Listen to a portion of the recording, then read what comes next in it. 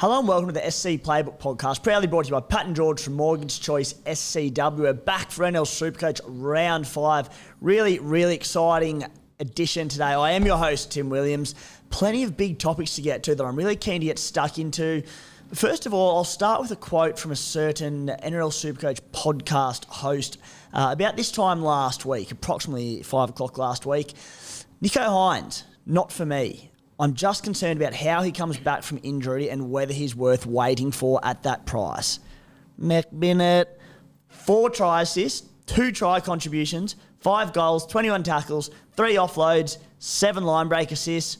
What a knob. Spy, as a bloke who this time last week was sitting there saying, you know what, going to bypass Harry, get Nicho in, his ceiling's too high and skipper him, you must be pretty chuffed with yourself. Yeah, mate, obviously speaking last week about how I thought Harry might be overachieving a bit. I rated the Tigers' middle defence and ruck control, these sort of things, and I thought it was probably Hynesy time. So, yeah, that being said, I brought in Harry and skippered him. I'm never not backing myself again. I'm getting it tattooed down here. But, yeah, that's what I did. And admittedly, I didn't think Harry would only get 40-odd. I thought at least 60, 70. And I didn't think Nicho would go mental. He was insane. So, gee, it was a dark watch. I'd had a pretty good weekend up till then as well. Mate, I'd got back from the bloke in the bar. Final stop of the regional tour in Cairns. Was having a beer. Raiders were about to towel up the night. Nicho was about to flop for anyone that brought him in. And the rest is just history. Here to talk through it with us is thankfully another non-Nicho Hynes owner, because if he owned him, it just would have been a dark podcast if I had to sit next to him the whole show. 2019 NRL Supercoach champion Dez Creek. Dezzy, how are you, mate? Okay. As you know, I was a bit sick the last week or so, and as the NRL swung by, I was getting better game by game until Nicho almost sent me to the ER. So you came good physically, but mentally, yeah, just switched in, and it really was just so depressing as well. And I think I can one up that quote because I wrote in my article, there's just no way that Nicho Hynes goes over 160. And yeah, I look foolish now, but yeah. And to be fair, Dezzy, for anyone that's saying, oh no, you told us not to bring him in, said I never told other people not to bring him in. I said I wasn't bringing him in. You said you weren't, yeah. But I said I can absolutely see why people were bringing him in because he had the ceiling.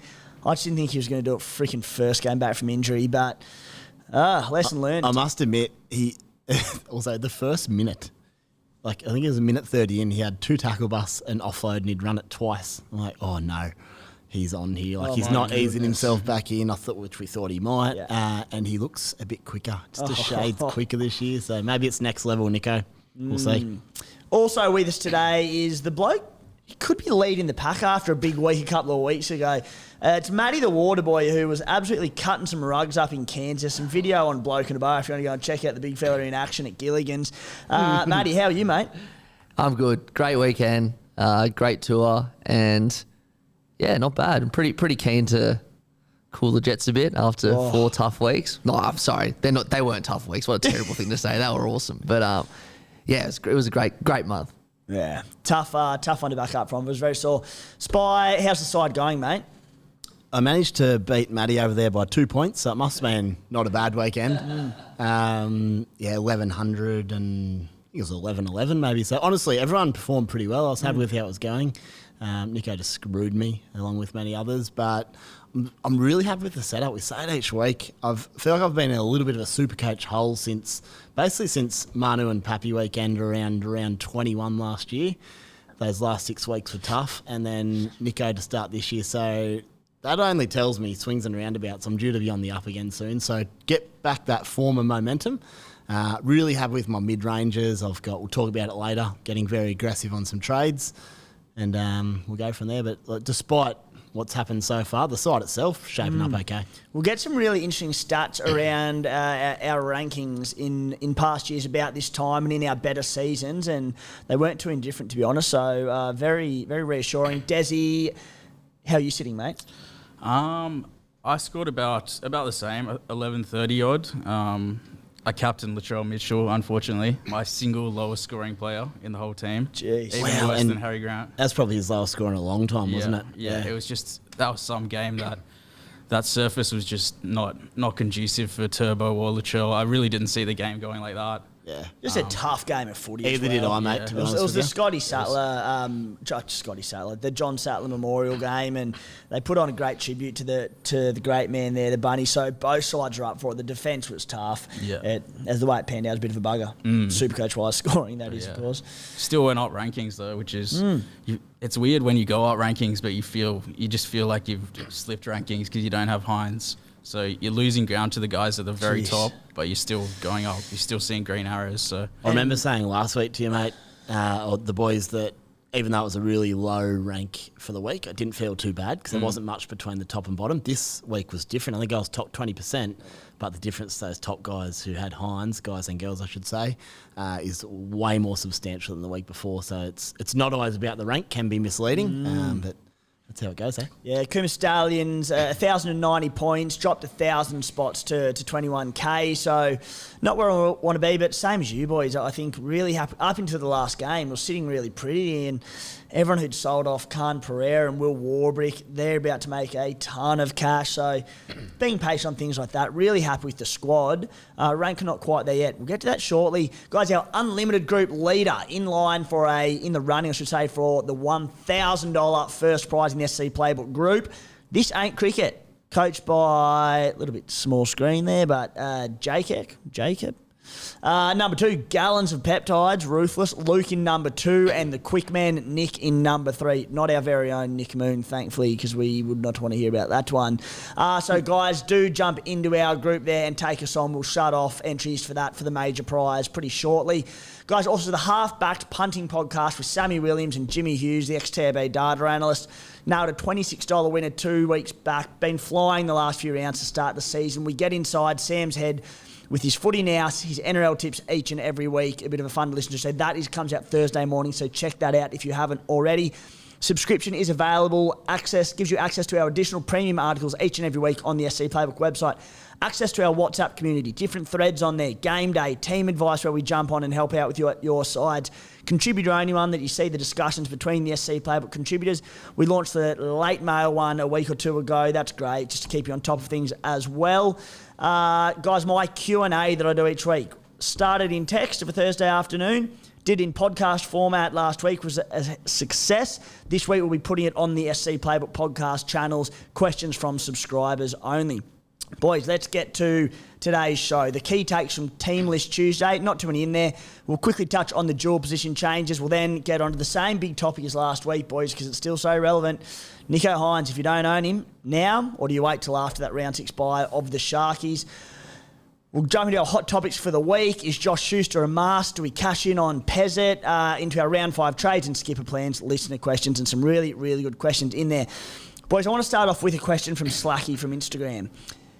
The question is, in each of the contributors' best seasons, at which round did they enter the top 1,000? So I was glad this one came up because each week when we sort of sit here and say early on that, rankings aren't terrific, but we're not panicking. We're happy with our squads, where we're sitting at. I think the following numbers will validate that pretty well, and we're not just saying it to, save face and look like we're doing all right. Dezzy, I'll start with you, mate. Let's go out to last year. You finished 120-odd. How did your season look? Well, after round 1, I was coming 30,000, round 2, 33,000, round 3, 10,000, round 4, 2,500. I didn't hit top 1,000 until around 9. So, and I think the year I won, it was like round 3, went from 30,000 to 1,000 to 50th odd. So, yeah. A nuts year where you just stayed up top pretty well the whole time. That was a phenomenal season, Dezzy. Back in 2019 for the Stallions. Last season. So hopefully these numbers are pretty reassuring for people that are back in the rankings and think, I'm done, throw in the towel. Don't be ridiculous. Last season, I finished 500th. I was coming 7,000th after 5 rounds. I was into 140th overall by round 14. Back in 2021, I finished 400th. I was 10,000th after round 8, 4,000th after round 11, into 600th by round 14. When I finished second in 2020, round 3, I was sitting at 9,000. I hit the top 1,000 after round 5. So honestly, we keep saying, but if you're happy with your squad and you're deep in the rankings, just don't panic because the ranks will come, the money you're earning will come. Spy, any numbers for you? Not a lot of numbers, mate, because I actually went to have a look, and it was actually my pre-spy days, a couple of my good seasons. I was just doing paperwork at the agency, so I couldn't find my finishes when I was around, I think it was 130 maybe and 400. You finished 91st 2 years ago. Yeah, so I'm just looking at that now. Post-spy days when I was official.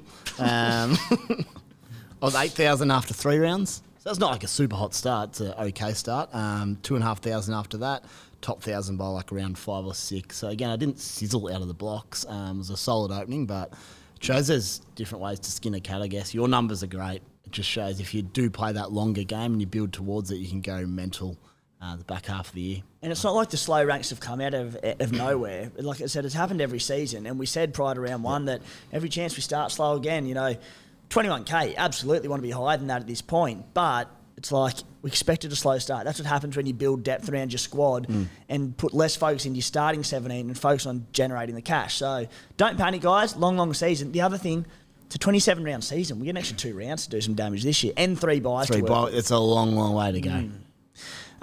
Boys, start with a few dual position updates from the great man Tommy Sangster. Coming in round 6. Connelly Lemuelu is getting dual positioning, CT dub, 2RF positioning, which the position updates, none of them are really significant outside of him, who he started unreal. Start with you, Dezzy. Any interest for you? He does look okay, but I just think they're going to struggle without SOS there for a little bit. I think he's big for them, so it wouldn't surprise me if the Dolphins go on some sort of a losing streak over the next couple of months. So yeah, he does look solid, but probably not solid enough to want him in my team at this stage. It's interesting point spy. So Lemuelu, 374k, break even -9, back-to-back scores of 64 and 58. Obviously, Korfusi is suspended for a few more rounds. He may even start when he comes back. We saw Kenny Bromwich play in the middle there at one point when Korfusi was there. So regardless, I still think he probably gets his 60-odd minutes. It's a good point Dezzy makes with Sean O'Sullivan. He is out long-term injury. I believe they're on the same edge there, and he was making him look pretty good. So it'll obviously, depending what edges they want to do there with young Isaiah Katoa or Anthony Milford. He looks a pretty good buy to me. I don't mind him. Yeah. He certainly passes that eye test. Round 1, I think I spoke about him after the Roosters game, or round 2. He was outstanding. There is some risk that maybe he loses that spot and goes back to 40, 50, 60 minutes, whatever it may be. I don't mind him as a flyer. If you've got someone in the centres there, you either want to downgrade or maybe someone like Isaac Thompson, who's in my side, who isn't really firing like we hoped he might.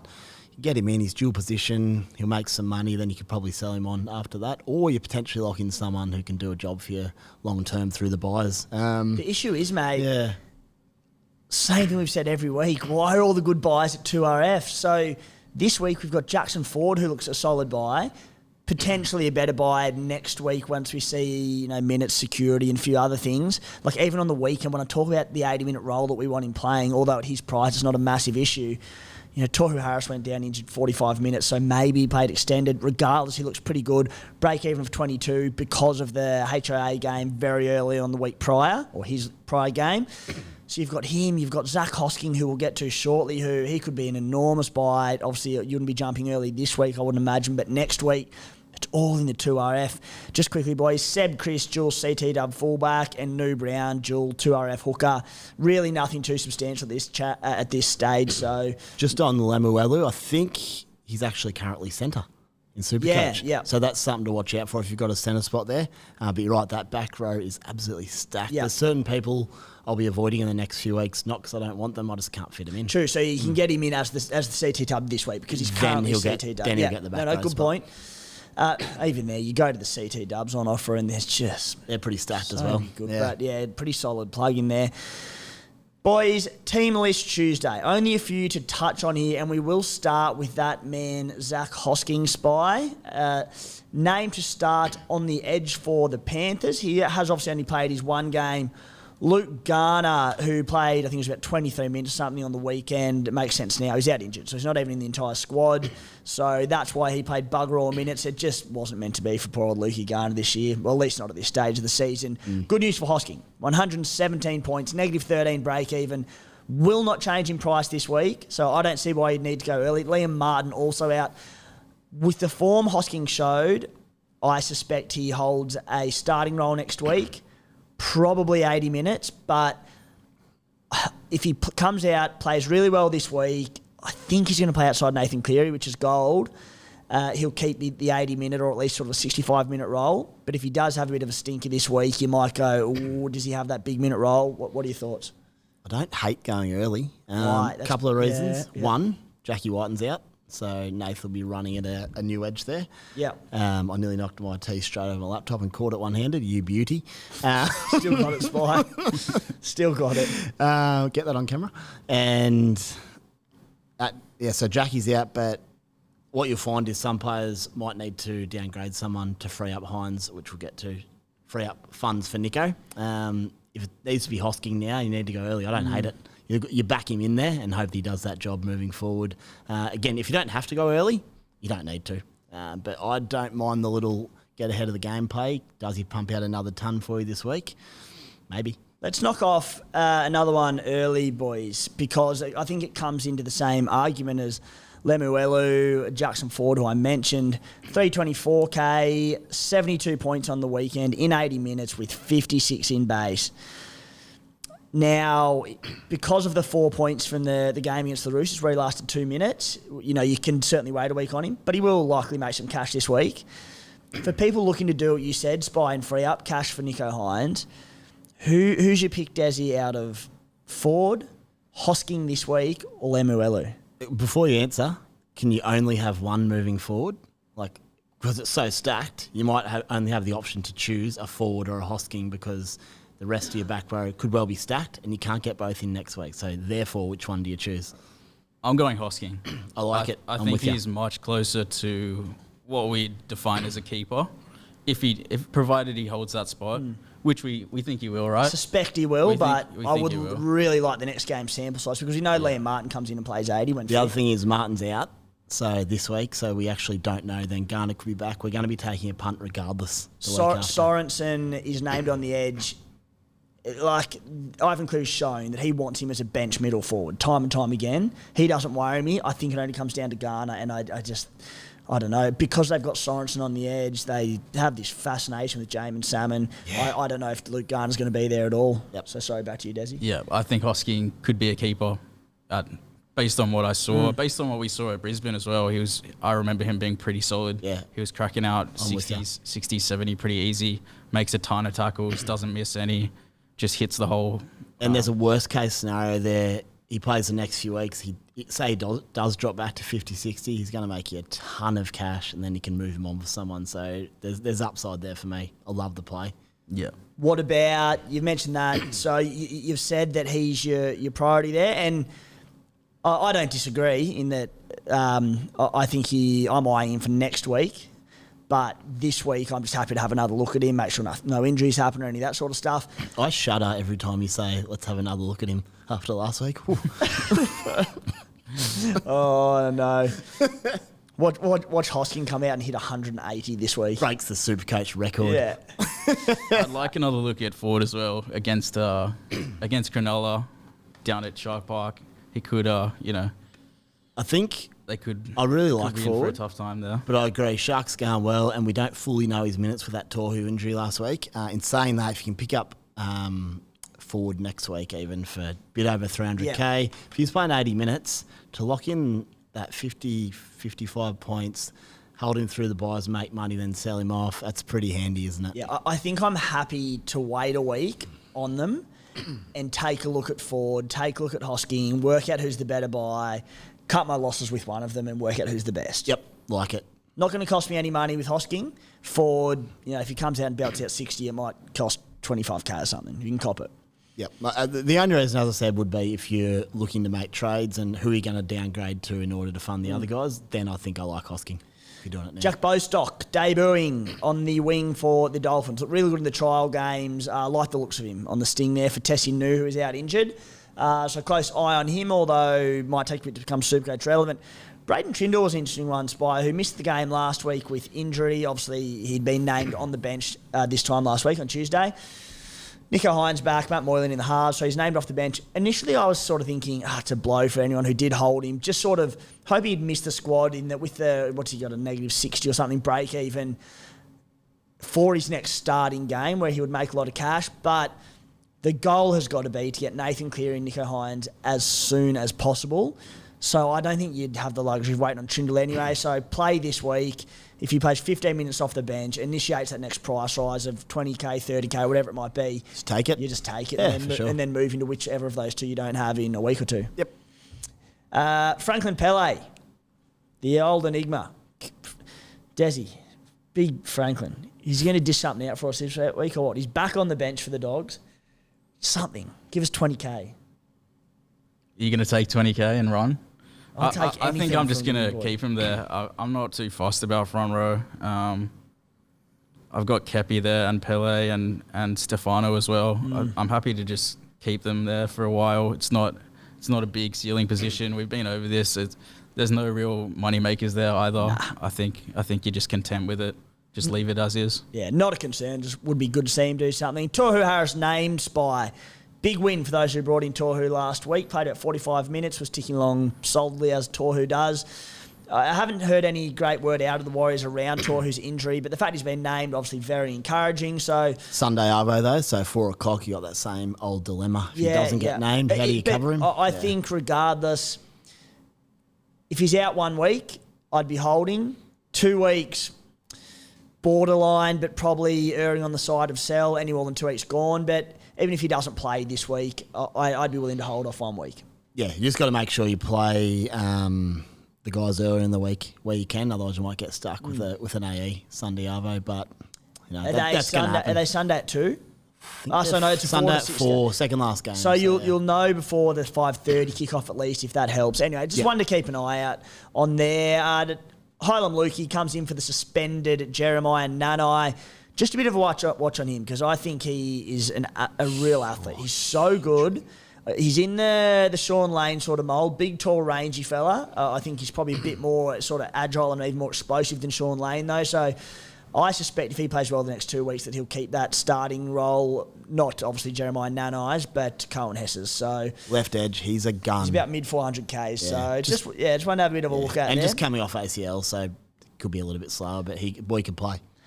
Boys, the big topic of the week, and you know what? We'll be probably the big topic the week after and the week after because there's still going to be people trying to get him in. Nicho Hynes, 180 points last week. Heart's broken. Some people just loving life watching that one. Geez, they would have woken up well Monday morning. Before we get into it, can I roll out a stat for you? You're allowed, mate. I had a look, as I tend to do, because I actually find it fascinating to see how those rises and falls can happen within ranks. Obviously a 50-50 call last week for me, Harry versus Nicho. If I would have gone with Nicho, I'd be sitting 6,000th in the overall rankings. As opposed to? 45. It's a 40k difference with one decision, which clearly reflects how easy you can move. So that's why we say don't panic. Like one call can just shoot you up. Could not be a better indication, mate. And that's why it's just like a 39,000 spot rank differential. Yep. And that's why you tell people, like I tell people, don't panic because it happens. That's Do enormous. not panic. And I look at this week, and we'll get to him later, Ruben Garrick, but I think a lot of people had reserved to get Ruben Garrick in this week. I think he's something like the 15th most traded in at the time of recording. People have obviously gone straight to Nicho, and now they can't get in Ruben Garrick. So I'm like, you know what? Garrick has a 150 in him. What happens if he comes out and does that and Nicho does go 60 or 70 this week? Things can change so quickly, so just chill. Anyway, none of us own him, which is great for the sake of the podcast because what are you doing with him? Dezzy, I'll start with you, mate. He's the most traded in player for obvious reasons, but the dilemma is that next week the Sharkies have the bye. He obviously won't change in price after this week because he'll have only played 2 games. Are you waiting or are you getting on board? Well, on paper, this fixture looks enticing against the Warriors at Shark Park, but the Warriors are top 4. They haven't conceded more than 20 points to a team this season so far. So 2 or 3 tries they're leaking every game. It's not that many. And I think it's Jackson Ford who's going to be marking up on Hynes on that edge as well. So we'll see how that goes. I just don't see him going absolutely massive. There's no, as we said, don't panic if you don't have Hynes. There's no panicking here. Like I'm panicking, but I'm not panicking. You're trying not to panic. Yeah.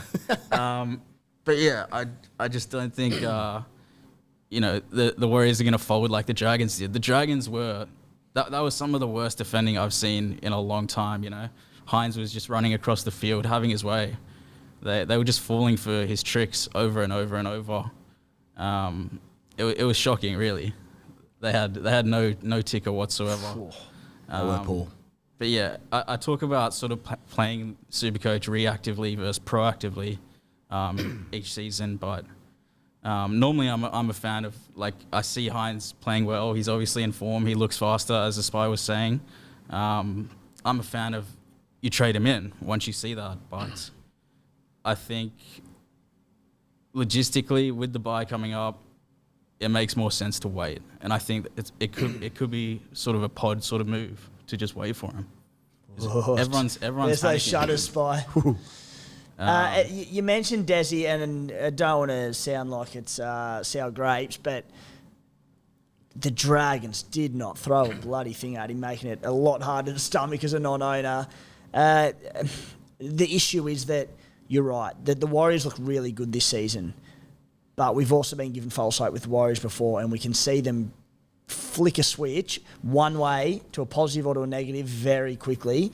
And like the Sharks could do the same to the Warriors. Like, we know, Spy, that you're not going to make the same mistake in the sense that he's definitely got another 180 in him this week if the Warriors don't turn up. What are you doing? The other thing is you don't necessarily need 180. You take away 4 try assists and he still gets a ton, which I'd be laughing at. Yeah. I'll start by saying I'd be careful about ripping your whole side apart before the bye. I do understand you've got to do some drastic things and make your side look worse. Maybe you do spend this week, next week when he's on the bye, preparing to get him. I get that. For me, though, he was traded in at 6:03 on Sunday night. When he threw that cut ball to Mulitalo. Not even. He bounced across, tackle bust and offloaded before that. That was the 3rd minute. And I just went, I've made a mistake here. So he'll be straight in. I won't be making that mistake again. I could get to him in one trade. The frustrating part is, like, things happen in Supercoach and sport where you go, I was never getting him, just too good. I was always getting him. We spoke about it early in the season. I held Sammy Walker so I could go to Nicho round 4, and I didn't do it. So imagine having a bit of ticker, Dezzy, and backing your own calls. I think everyone's getting Hynes. He's not going to be the guy that wins you Supercoach at the end of the day, is he? You're right. He might lose it for you, though. Well, not having him, you mean, for just 2 rounds. You're right, though, Not 2 Spy. rounds. It's one that I say all the time. It's that if you're firm on your decisions and you go with it and it doesn't pay off, so be it. But when you second guess and don't do it and then you back someone else, it kills you. So, like, example, Khan Pereira turning up on the weekend, Will Warbrick getting 88 or whatever it was. I was never playing them in my CT. Didn't hurt at all. So when they did it, I was like, it's cool. I was never playing my side. Yeah, that's it. Yeah, so I was like, sweet, I'll take the cash, whatever. I'll say 2 things as well, Dezzy. 1, you're a stubborn man. as you know, as we all know. So am I, to be fair. But you also, you hated the Cowboys last year, and that didn't matter what they did in the regular season. Look how bad they are now. Dezzy actually meant this year. Look how bad the You got Cowboys his words are. mixed up in 2023. We'll talk about this year. But anyway, you're a stubborn Spy, man, so I can get He's it. in for you, Spy. He's in. But I was also going to say, you said old mate host to be marking him. Everyone's marking Nicho, mate. He's everywhere. I was He going went to say left that as to well. right to You middle. don't mark Nicho. He's mostly there, though. He's mostly He there. drifts into your zone and then he leaves it half a step later. Then he's and gone. you just hope that Anyway, he leaves it quickly. He's straight in. Not even hesitating. All right, He's in. Spy. Actually, before we get to... No, let's go with it now. Question from Andrew Jeffrey. Worth boosting for a 3rd time to get Hynes this week. This is you, mate. You're pulling the trigger on your 3rd boost of the season. Panic. Well, firstly, I'm not boosting for Hynes. I'm actually boosting for Garrick because I want them both. Yeah, right. My first trade is Marnie to Hynes direct. Then I think I'm going to pull the trigger on a third boost because I really want Garrick this week. It'll give me the side I've aimed for from round 1, which is the last 2 pieces of the puzzle are Nicho and Garrick. The earlier I do it, the more chance I have of 6 or not 6 or 7 blokes, but 3 or 4 blokes that can go 150. I don't want to miss that 150 again, so he's coming in. I've also got Ruben Cotter sitting there doing nothing for me. So I can downgrade him to someone who can just average 45, make some money, cover buyers. I think I'm just trying to get ahead of the game, set my side up as early as possible, get those boosts in. I'll be very reluctant to use a boost then until the buys. I think that'll be handy to have, but it also means anyone who doesn't bring in Nicho over the next 2 weeks will be looking to get him in, whereas I can just sit back, put the feet up and make some proactive moves if need be, or rest up then on the trades. But I'm happy to go 3 boosts. I don't think they're necessarily vital to have. They're good to have, but I'm setting my side up. Last season, Spy, we saw, I don't know how you boys end up, but I know I don't know if I finished the season with this boost up the sleeve. I think I used one maybe the second last round or thereabouts, or pretty late on in the piece, but I actually wasn't looking like using the third boost, the last boost. This season, though, 2 extra weeks and 3 buy rounds. So we're still learning about the best time to use the boost. I still believe that it is around the origin period when we need to make, like, we set our team up for the first major buy round, and then we've got a lot of junk once that first major buy round finishes, and we need to make moves to get our side back to where we want it to be, / in prep for the next major buy round. I'm still trying to hold on to my boost for around that period. I'm not against using 3 early on. As you said, mate, you get in Garrick this week, you get in Nicho Hynes, so they're big players and that could pay off. 2 boosts at this point I think is certainly fine. Bit reluctant to go with the third so early. I'll say on that, I am a little reluctant because I agree that origin period's much harder than previous years. So if you remember, the boosts were brought in for COVID outs, which never really eventuated, but we also didn't have 3 major bye weeks with buys around them, so they could be handy. And the thing around Garrick is, as bad as I do want him, he has Penrith the week after. So there's potential I can save that boost, only use 1 trade this week. Just cross those fingers against Newcastle, then he doesn't worry me too much against Penrith. That's the other play. So I'll go one of 2 ways this weekend. But I did say to myself Sunday night, if I want to be aggressive with those high-scoring guys, which is why I'm leaning towards the boost at the moment. But yeah, it's a big decision, to be honest. You two have flipped this season. You're going very aggressive. Dezzy. We have. Dezzy, who 2 years ago, probably one of the most aggressive Supercoach players I've ever seen. Love it. Love the approach. Last year, you sort of came back to the pack a little bit. You listened to my advice and you went a bit more long game, but not quite there, not quite there. This year, mate, you're really sitting on your hands. Is it stubbornness or are you just getting wiser in your old age? That's it. I think I'm just maturing. You know, I saw you play that season from start to finish where you came second. Exceptional season. And, you know, you just kept a level head the whole way, made vanilla trades or semi-vanilla trades, and, you know, you should have won the thing.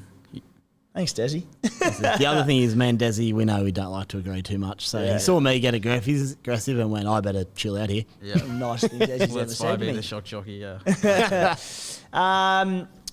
I am holding off at this point. I haven't ruled out getting him in.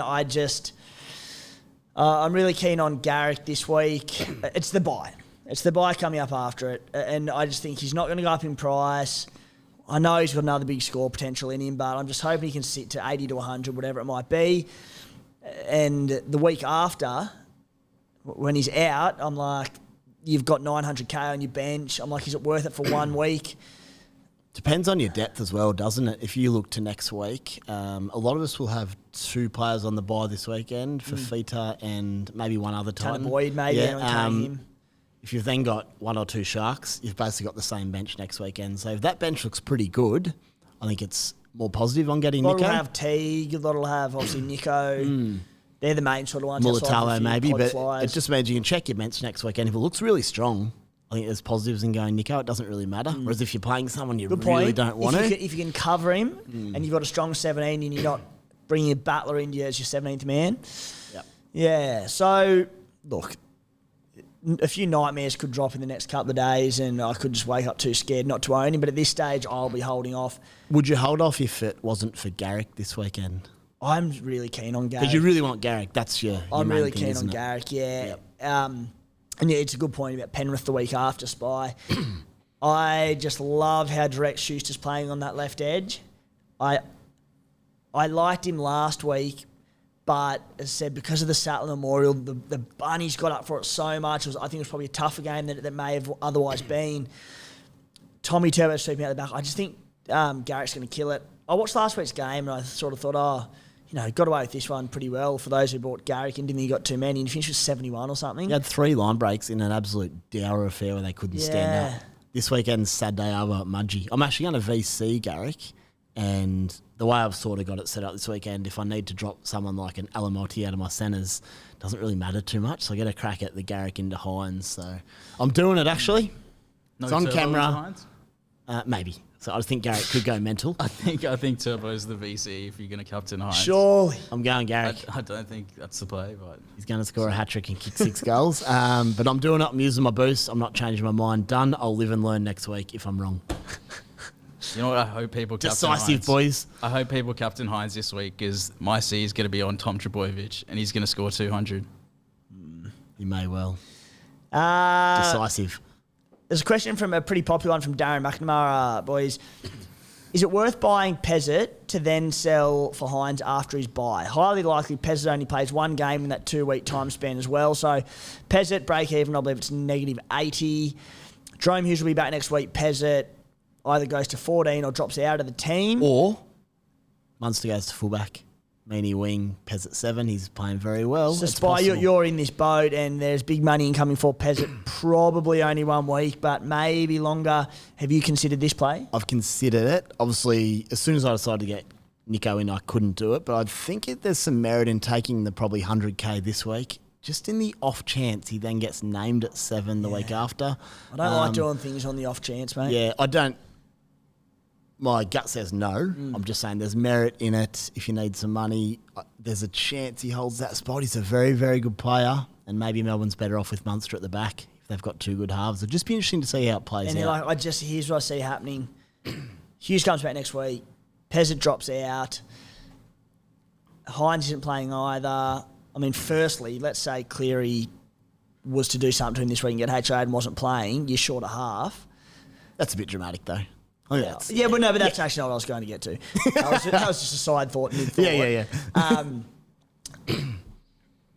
Let's say Pezzett doesn't play next week, and then the week after, when round 7 are to be, when Nicho does come back, let's say the Storm get pumped in round 6, and they go, you know what, Spy, you're right. Bellyache goes, you're a wise man, Spy, I need to listen to you more. And he throws Munster to fullback, and he brings Pezzett in, and you're sitting there and you've got to, I've got to go another week without without Nicho. Without Nicho that week, I don't like that as much. Well, that definitely could happen. Yeah. The other thing that could happen, Pezzett could also play off the bench that bye week for Nicho, so you could get 2 price rises. Very much in the Trindle mould there. Yeah. I think my answer would be I'm not doing it, but there is some merit to the argument. You're taking a bit of a risk there. I wouldn't, but I think I don't want to write it off because I can see what could happen.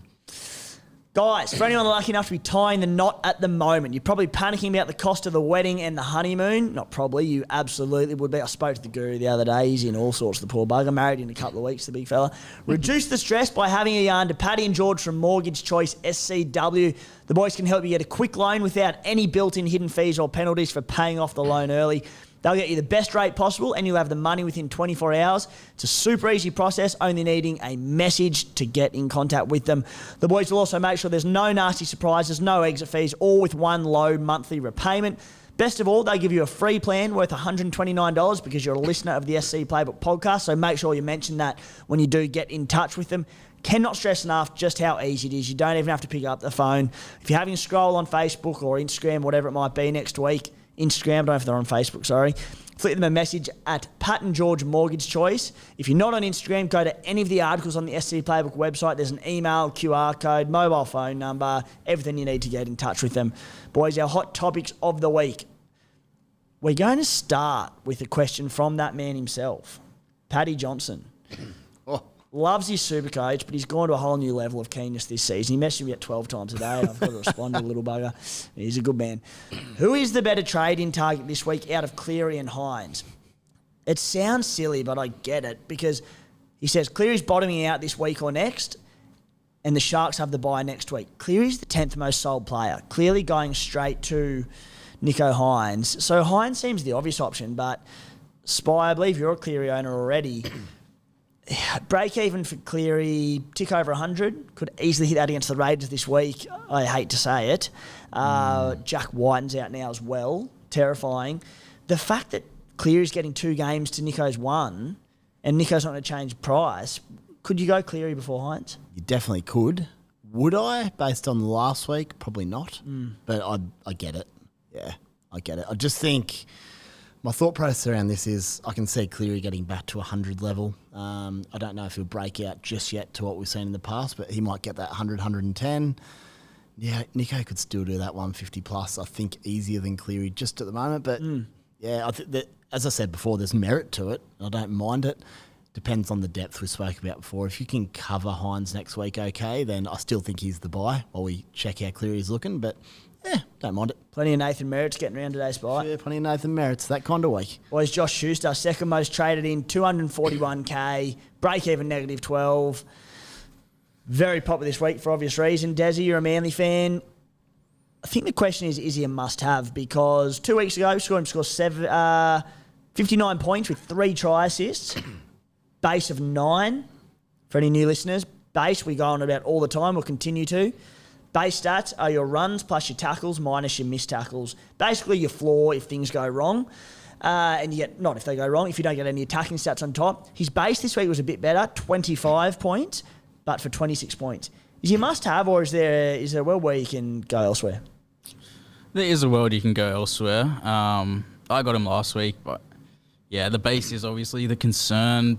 But I think this is kind of a week where he could just feed Turbo in for a hat-trick against Newcastle, and they're not going to be kick assists like in the first game. They're a bit skewed because he wasn't getting the line break assists. Absolutely, yeah. Once he starts getting those line break assists... There's 2 off kicks, wasn't it? Yeah, 2 or 3? I think 2. Yeah. Once he starts putting Turbo into those gaps, which he will, it's going to happen sooner or later. You'll see his 59s turn into 70, 80 sort of scores, which are, he's going to make a lot of money, so it's very hard to bypass him. But there is a world where he goes 20 in a row and makes no money, but it's not going to be this world. And I suppose at the end of the day, you don't have to play him in your 17 every week. Spy, I believe you're going against him. Yeah, my biggest issue is I just don't know if I've got room for him at the moment. I certainly don't have room in the back row. I think there's too many good buys there. 5'8", I've got Katoa, so there's every chance I could go Katoa to him next week. But let's see how Katoa plays first with some quality ball. Maybe gets a bit more ball without O'Sullivan.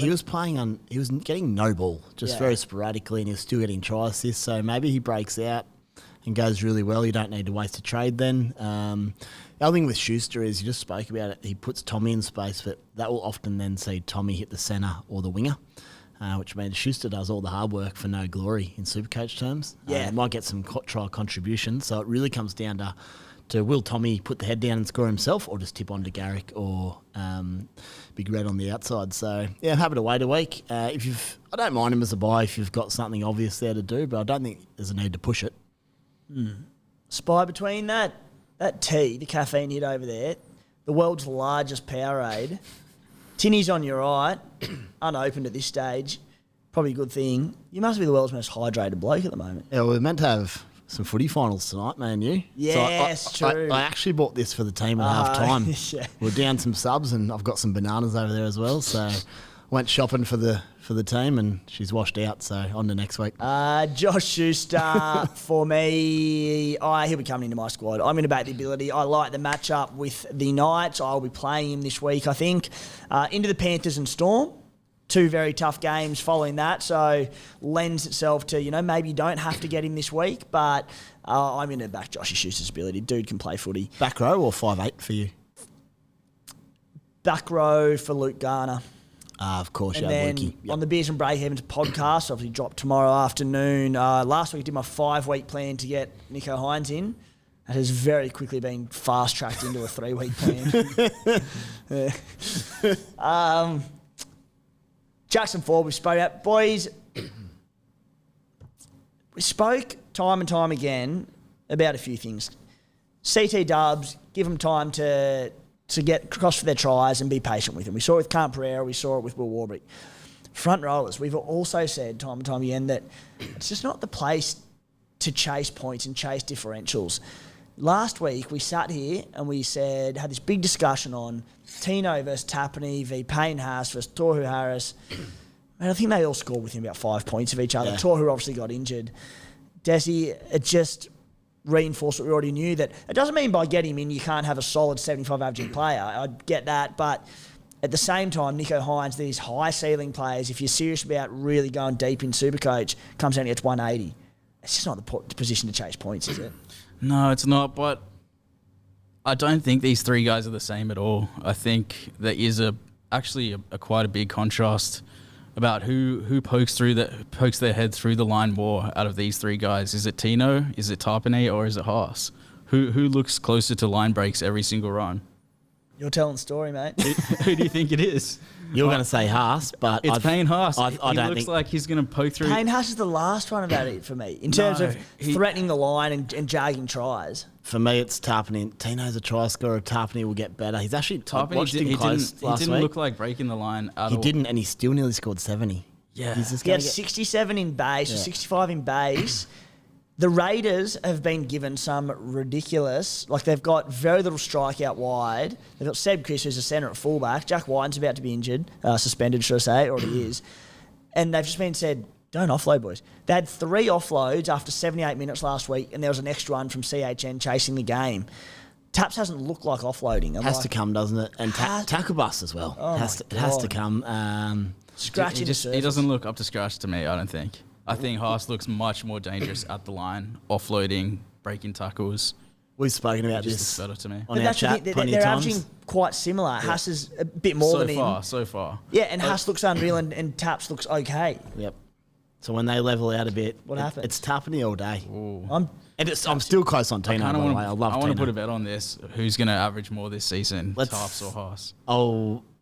Let's have a chat during the week, All right. and we'll put it on socials. We'll get some rules in place, but happy to take that. Let's go. Spy doesn't like a spur of the I think the moment sub bet, is does he? are they going to back Haas? It's because I've got to check his numbers. He's got a fair head start. Is the bet? Is It's he not going that to catch much, him? man. It's not that much, Not honestly. much. I'm team Taps. It's Tarpanay. The point was, last week we had this discussion and they all scored about the same. So it's just, yeah. Anyway. A real life scenario. I've got Cotter sitting there on my bench at the moment, which means I've got Stefano and Christian Welch as my starting front rowers. I've got an option to go Cotter straight up to one of those boys. Little Mr. Cocky about his strong front row a couple of weeks ago. Now you're in all sorts, mate. Don't need it. I'm going to go down to get those upside guys that you just spoke about. So running Welch and Stefano up Yeah, front row. happy with it. Happy with it. Yeah. No, I don't mind the approach. And then turn one of those boys into one of those Well, boys. Stefano's about to peak, so in 2 to 3 weeks' time, you can go He bang can- up he to can one go and up. two. So that's the plan? I like the approach. Reece Walsh, the little animal that he is, 18 break even, made a ton of cash last week, about 100K. We could be going him to Latrell Mitchell for a profit in a couple of weeks. That's exciting.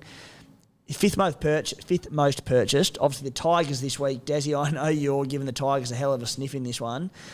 Is it too late on Reece Walsh, is my question. I mean, probably not. He's pulling these tries just out of nowhere. 656K, 19 break even, comes up against the Tigers, Raiders, Titans. Like I said, I think the Tigers, I think they'll win at Suncorp Stadium. I know it's first versus last, but they've won the last 3 games at Suncorp, I believe. And Dewey averages about 140 at Suncorp Stadium. So I give the Tigers every chance of turning their season around this week. I think They're going to win at some stage, aren't they? This is the week to do surely. it. I think the Broncos maybe aren't as good as where their ranking on the ladder is, put it that way. They've been playing well, no doubt, but I actually agree with you a lot. I think they've put a few games away with a bit of class late, but they haven't really...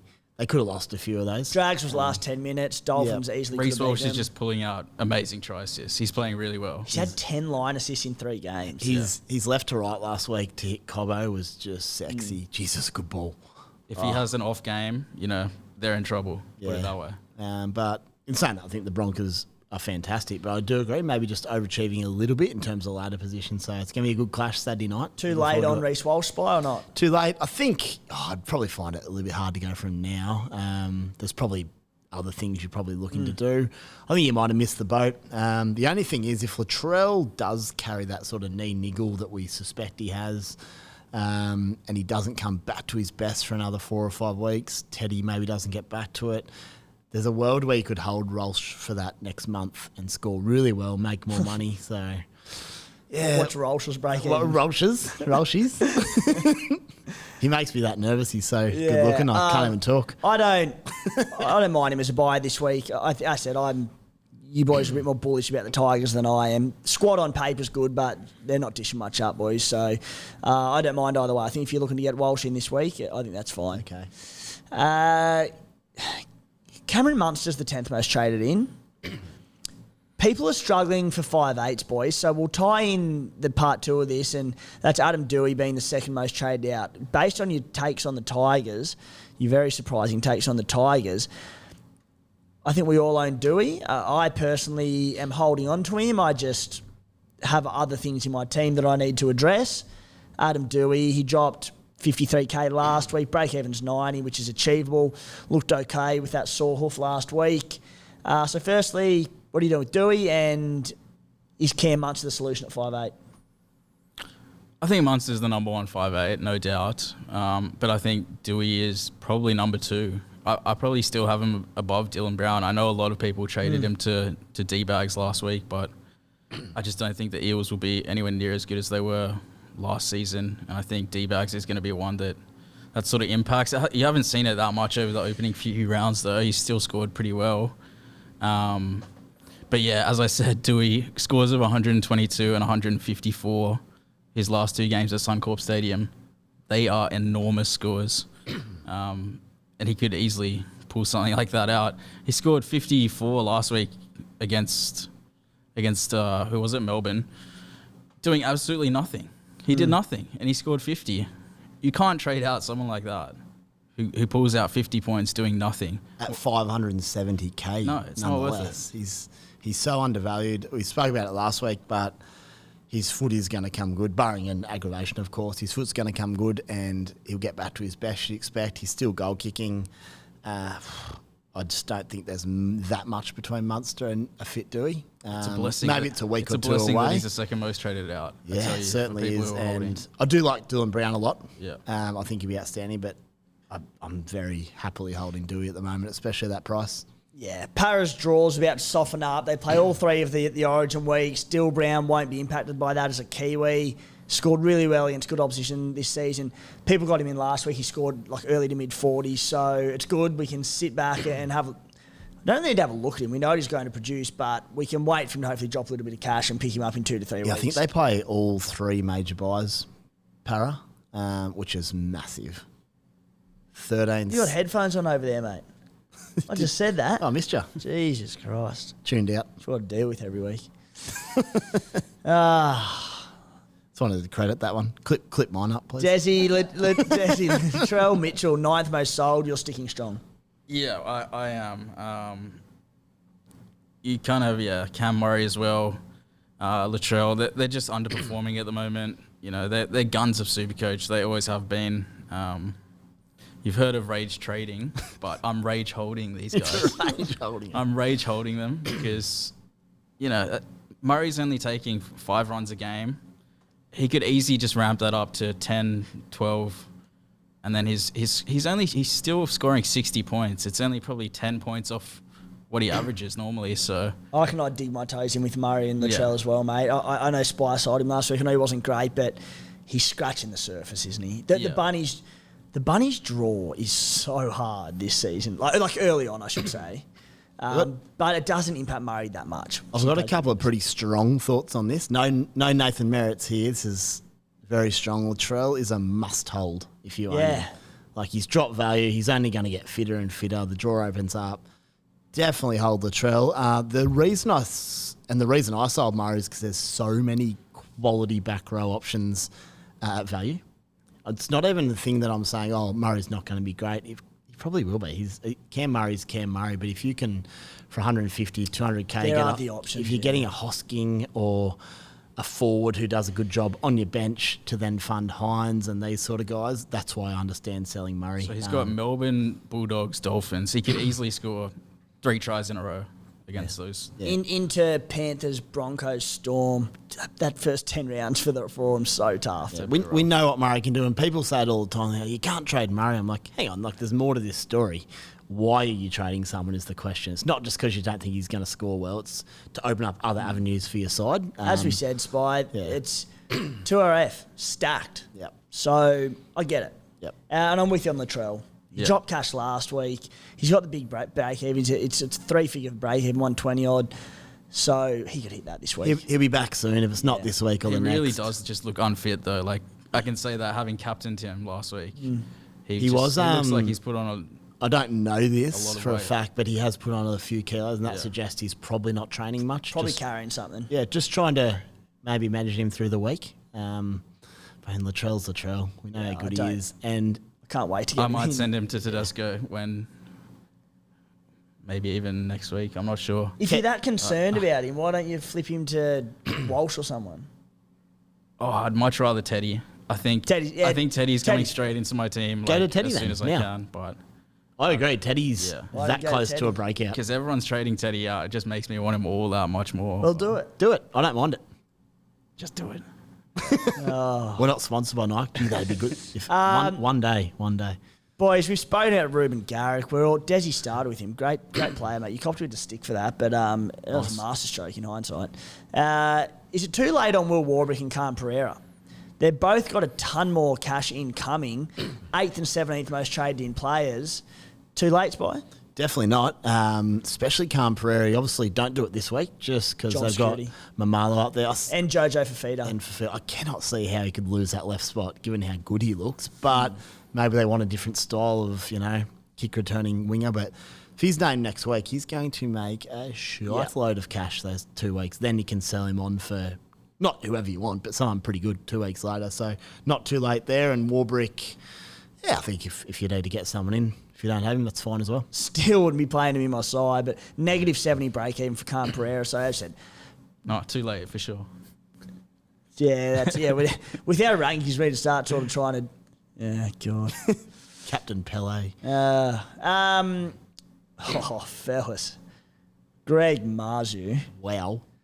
We knew how good he is at Supercoach, but 122 points for the Knights, 44 in base. What an absolute animal. Now, That's Kiraz-like stuff, that. that's serious base.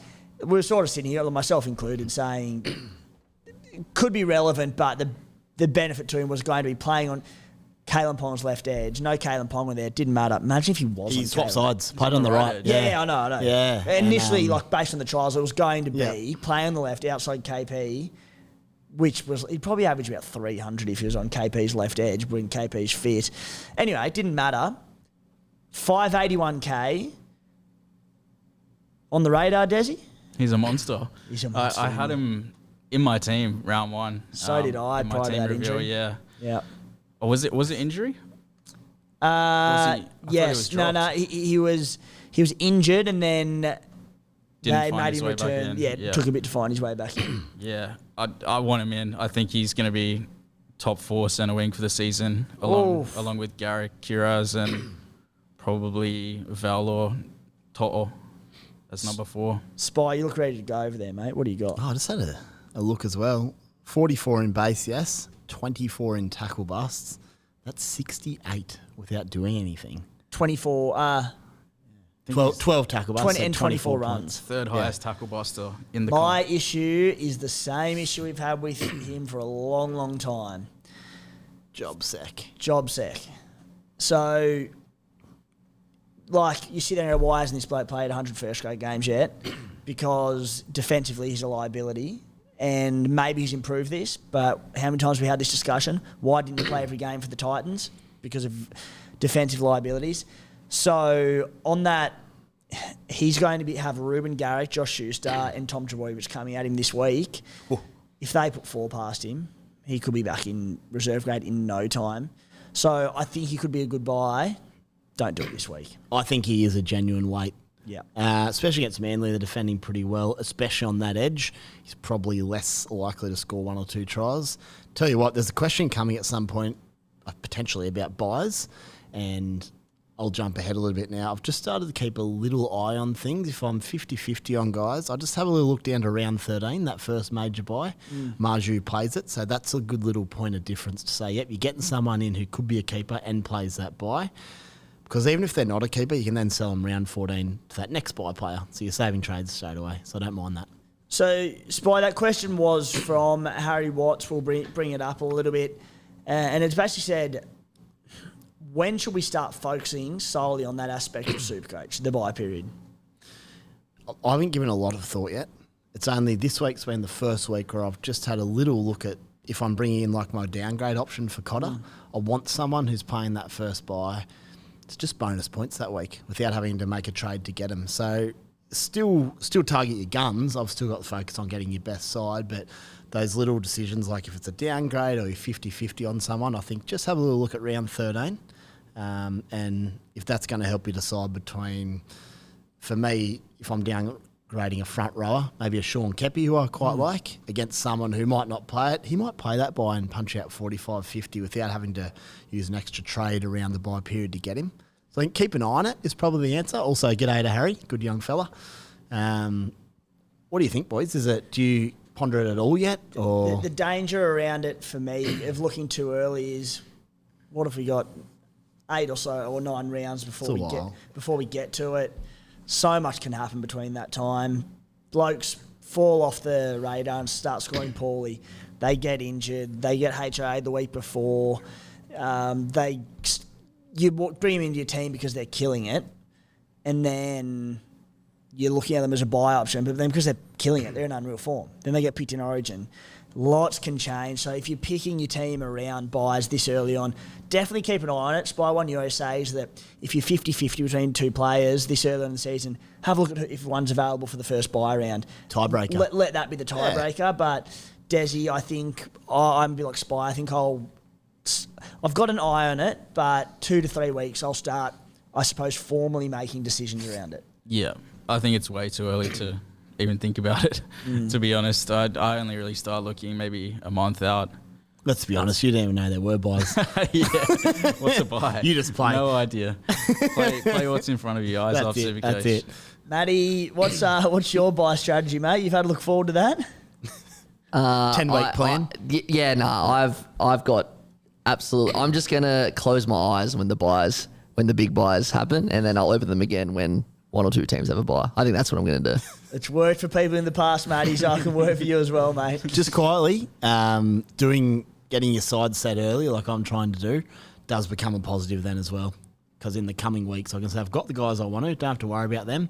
Start buy planning from there. So decisive, I'm telling you. I've made my decision. Triple boost. Spy's going to NAD this week under the bar. I'm a changed man. It took some torture, but I'm here.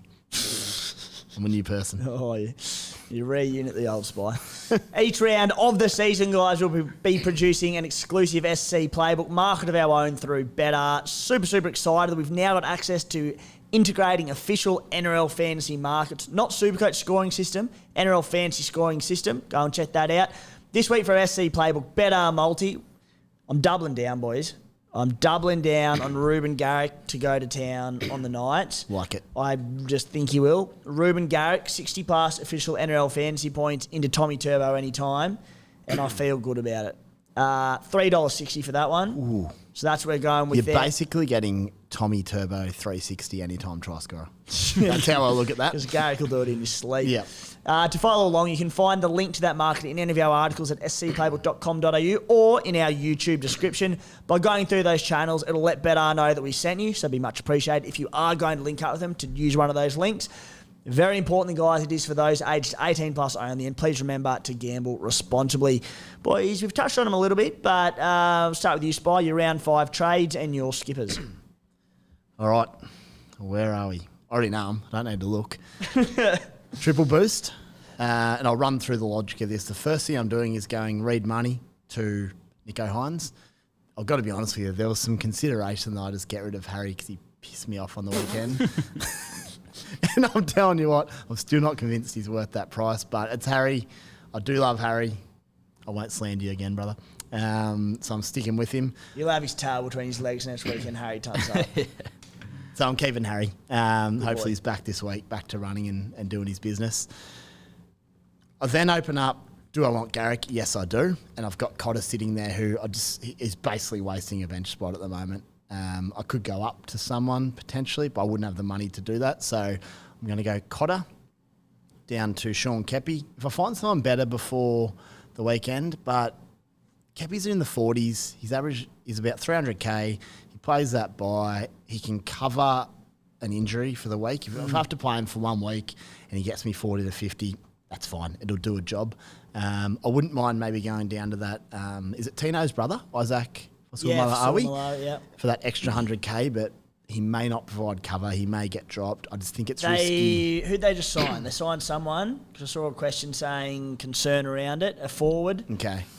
I just haven't caught up. We'll find that in a minute. Yeah. I'll leave But there's a bit of depth question there. Is that right? Matty, do you know who that was?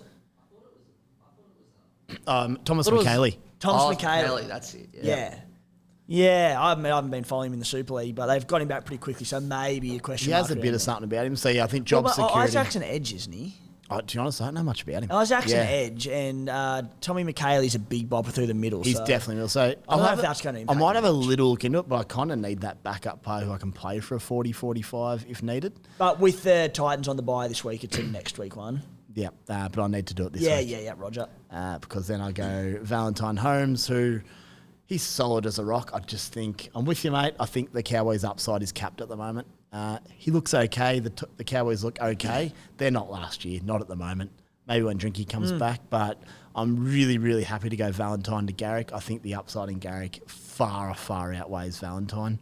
So I'm going to go from there and get my two boys in, Garrick and Nicho, to join forces with the other elites and start the resurgence. So Val's out. Val's out. He goes to Garrick. Oh, that excites me. It is that exciting. Everyone flipping Val. Yeah. I think he might average 65 still. He's solid. I mean, I prefer Garrick to him. Don't get me wrong. I get it, but all right. Yeah. So they're in, and then I'll VC Garrick or Turbo. Yet to be decided. I do think Garrick's going to score 3 or 4. Credit when Kick juiced, goals. but you around Harry Grant last week, you did say when we spoke about skippers that against the Tigers, they held Marnie the week before. It's not their middles that are the issue, at least defensively. Yep. It was the edges. So you're spot on. It was just a weak, gutted dog class that you're in and not backing yourself. Yeah. It was a good call though, and I might listen to you in future. Yeah, and then I did the captaincy. There was no one else I wanted to go. That was the issue last week. I might as well be Harry now. He comes in. So yeah. Your skipper's Nicho. Definitely skip a Nicho, but if Garrick or Tommy VC for 100 plus, I will know by Sunday what my AE gets, which is awesome. So I can basically have a semi-free crack at the loop. With Nicho having the high upside that we know he's got, what would, let's say your AE auto emergency's 20, what would you need from number? you? Given my captaincy this week, probably 50 this year. No, I think 110 plus, I'd start to consider it. Yeah. Dezzy. No trades. Jeez. No trades. Who is this Feet bloke? up. If I was going to trade though, it would be I would take the aggressive approach. I've made trades. I've brought in Hynes, Hosking, and Marzu. Are you trading or not? So no trades No. except these three. Except the three that I've made. I just like the look of these three guys in my team. Yeah, yeah, Everyone yeah. does it. Everyone Yeah. makes the Just trades, has a look. even if they're not going to trade. Yeah. Yeah. I'd take the aggressive approach on Hosking and Marzu because I think they could both turn into massive keepers. Yep. And that would be at the expense of Murray, Dewey, and Val. Jesus, which I'm Dezzy. not trading those three guys out Yeah, there. It's yeah. just What's the unders overs on Dezzy's trades this week? Got to be at 2.5. 2.5.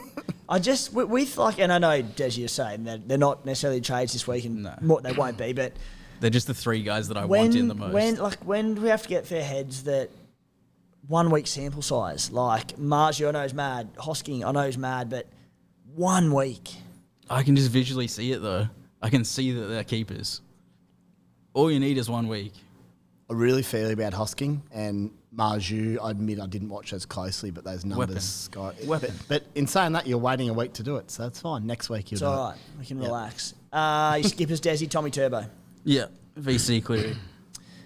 I am going Schuster and Garrick in for Garner and Hamiso Tabuai Fido at this stage. Hammer, good job, made 150 odd K, break Nice. even 30, Dragons matchup. Could easily hold him another week, but at the same time, I'm just like, I want Garrick. And yeah. I like it. So my approach, again, it's probably the long game strategy. I'm just trying to build the strongest squad that I can. And when blokes are selling Tohu and Val Holmes and these guys, I'm trying to keep guns in my team. So Garner and Hammer out. I definitely don't want them there long term. I'm trying to build the strong squad. Fair enough. I like it. Skippers, VC Cleary, C Tommy Turbo, Dezzy. I really hope we're sitting here this time next week and Tommy Turbo's double tonned against the Knights. And Hynes has gone for 60. I think it's possible, and Hynes has gone for 60, and we're just like, we're back in business. Relax. I'm not coming next week if that happens. Just back to that buy question quickly. That's something that does play into my role, my thinking a little bit with someone like Val. If he, if he didn't play Origin and he had a good buy schedule, I'd be far more reluctant to sell him. But I'm backing that his upside is a little bit more capped this year, and he'll play Origin, so he's going to be a sell at some point. That's why I'm doing it now. Good thing is that because the Cows are struggling, at least at this stage, and he's in the outside backs, I think if they are still battling around the 8th place mark, whatever it is, he'll back up. But I do get that.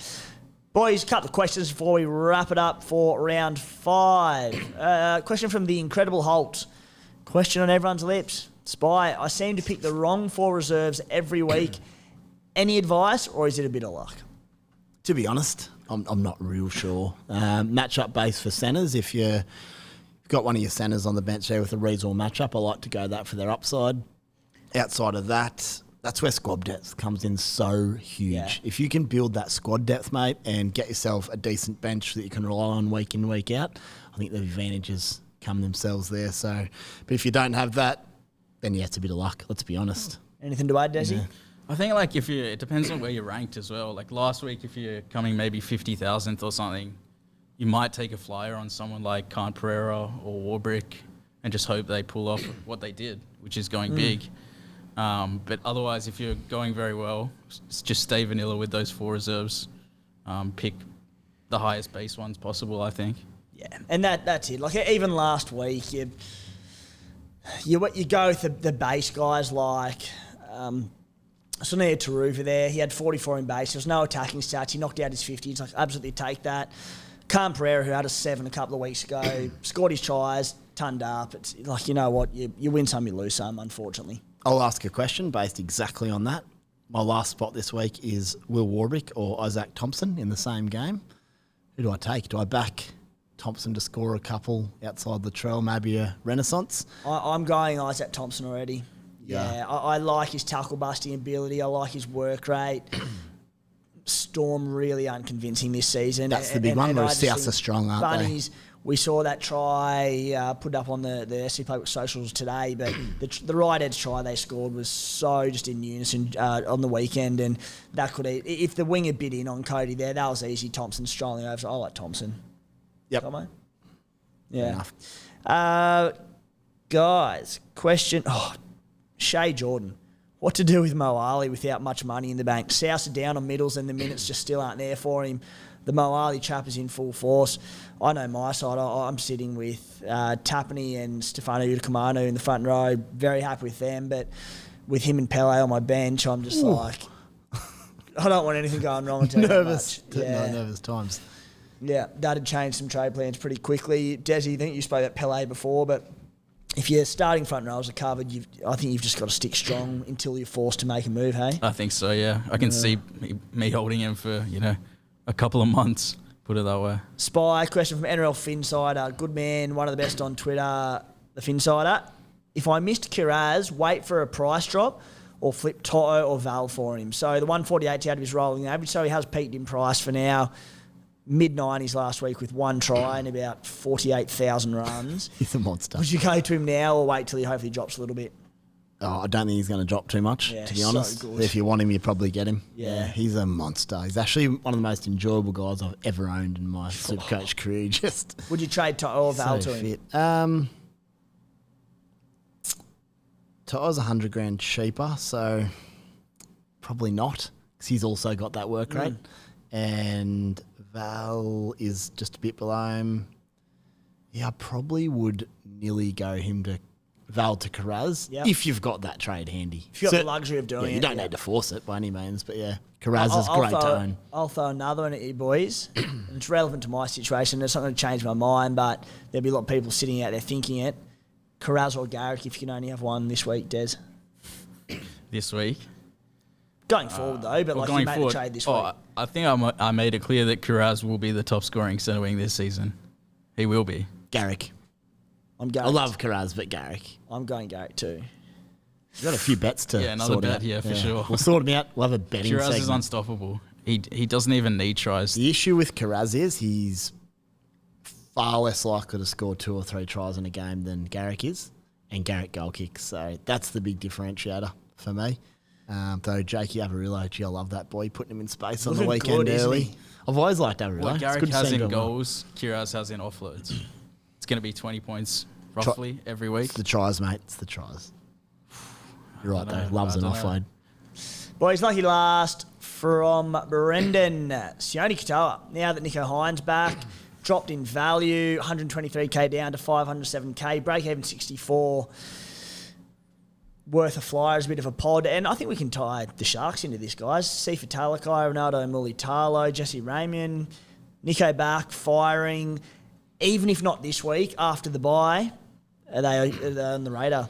I'm not super convinced on Katoa on the right edge. I think he's an okay buy. I've just noticed there he doesn't play round 13, so that's just something where I'd consider. Mulitalo, however, absolutely. We know what he's got in him. Dezzy? Ronnie all the way. Ron Dog.